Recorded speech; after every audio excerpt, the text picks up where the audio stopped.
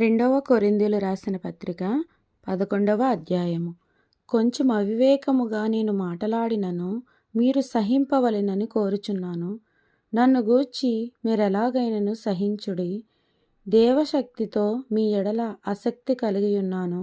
ఎందుకనగా పవిత్రురాలైన కన్యకగా ఒక్కడే పురుషునికి అనగా క్రీస్తుకు సమర్పింపవలెనని మిమ్మును ప్రదానం చేసి తిని గాని, సర్పము తన కుయుక్తి చేత అవ్వను మోసపుచ్చినట్లు మీ మనసులను చెరుపబడి క్రీస్తు ఎడలనున్న సరళత నుండియు పవిత్రత నుండియు ఎట్లైనను తొలగిపోవునేమో అని భయపడుచున్నాను.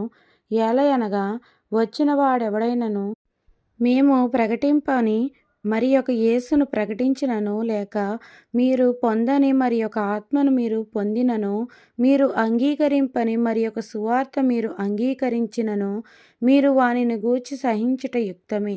నేనైతే మిక్కిలి శ్రేష్ఠులైన ఈ అపోస్తలుల కంటే లేసామాత్రమును తక్కువ వాడను కానని తలంచుకొనుచున్నాను.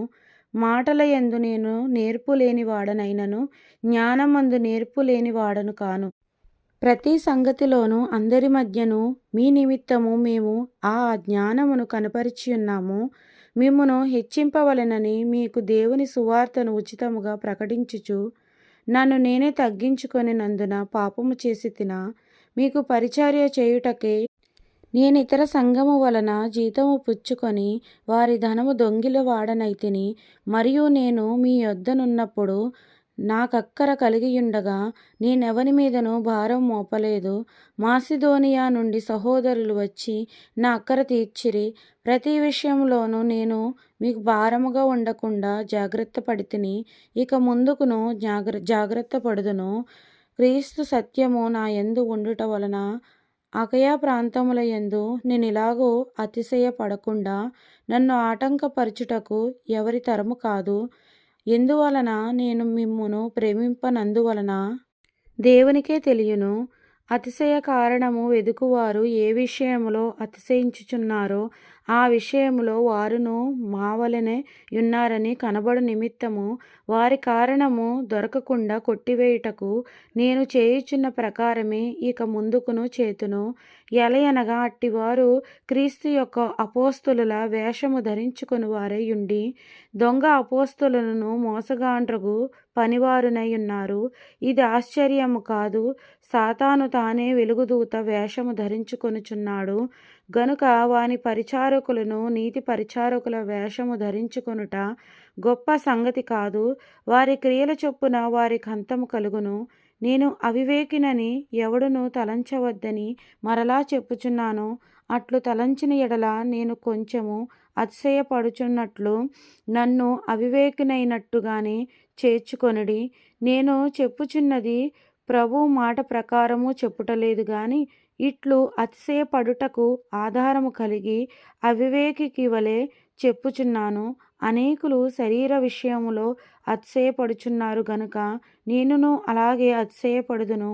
మీరు వివేకులయుండి సంతోషముతో అవివేకులను సహించుచున్నారు. ఒకడు మిమ్మును దాస్యమునకు లోపరిచినను, ఒకడు మిమ్ము మృంగివేసినను, ఒకడు మిమ్ము వశపరుచుకొనినను, ఒకడు తన్ను గొప్ప చేసుకొనినను, ఒకడు ముఖము మీద మిమ్మును కొట్టినను మీరు సహించుచున్నారు. మేము బలహీనులమై ఉన్నట్టు అవమానముగా మాటలాడుచున్నాము. ఏ విషయమందు ఎవడైనా ధైర్యము కలిగియున్నాడో ఆ విషయమందు నేను కూడా ధైర్యము కలిగిన వాడను. అవివేకముగా మాటలాడుచున్నాను సుమా. వారు హెబ్రీయులా?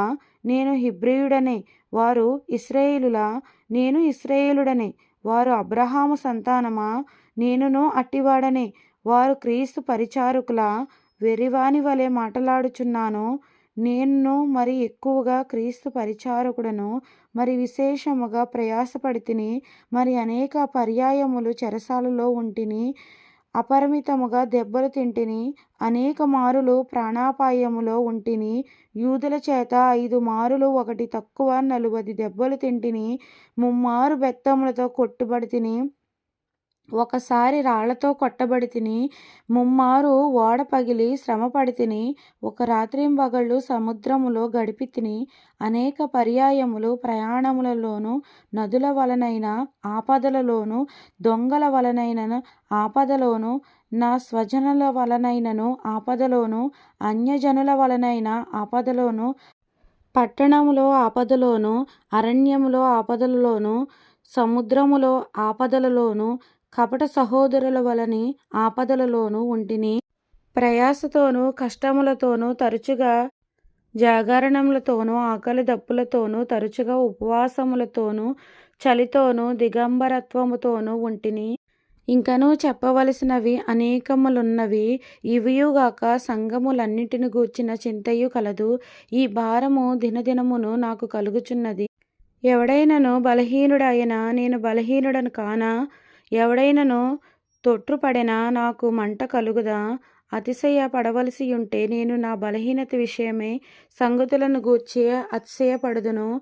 నేను అబద్ధమాడుట లేదని నిరంతరము స్తుతింపబడుచున్న మన ప్రభువగు యేసు యొక్క తండ్రి అయిన దేవుడు ఎరుగును. దమస్కులో అరెతాను రాజు క్రింద ఉన్న అధిపతి నన్ను పట్టగోరి కావలియుంచి దమస్కీల పట్టణమును భద్రము చేసెను.